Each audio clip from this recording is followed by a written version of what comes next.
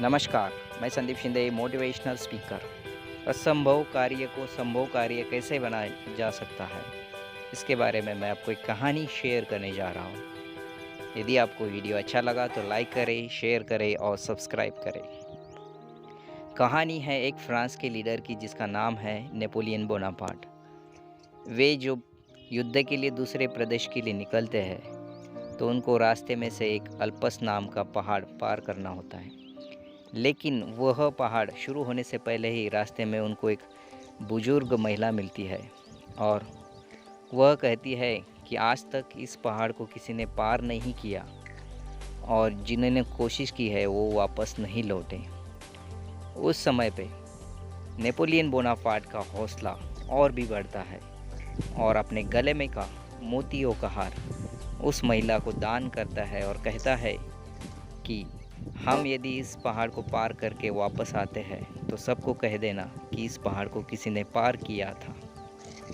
लेकिन उस समय पे नेपोलियन बोनापार्ट के सैनिक आगे बढ़ने के लिए तैयार नहीं होते हैं। तो उस समय पे नेपोलियन बोनापार्ट अपने सभी सैनिकों को आगे बुलाता है और कहता है कि क्या किसी ने इस अल्पस पहाड़ को देखा है?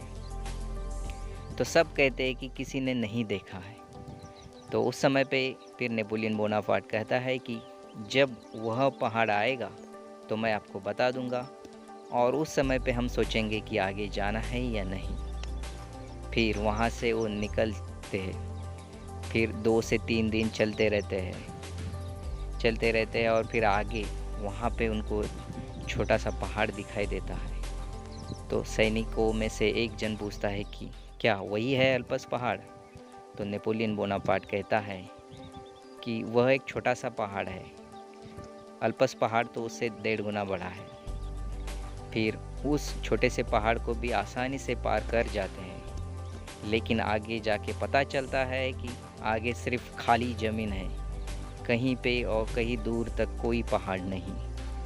तब उस सैनिकों को पता चलता है कि उन्होंने अल्पस पहाड़ पार कर लिया था।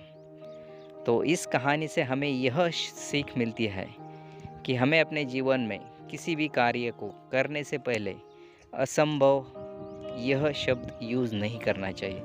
कि जब तक हम उस कार्य को नहीं करते तब तक पता नहीं चलता है कि वह कार्य संभव है या असंभव है। इस कहानी से यदि हम अपने जीवन में प्रेरणा लेते हैं तो हम भी आगे बढ़ सकते हैं। फिर से यदि आपको यह कहानी अच्छी लगी तो लाइक करें, शेयर करें, सब्सक्राइब करें। धन्यवाद।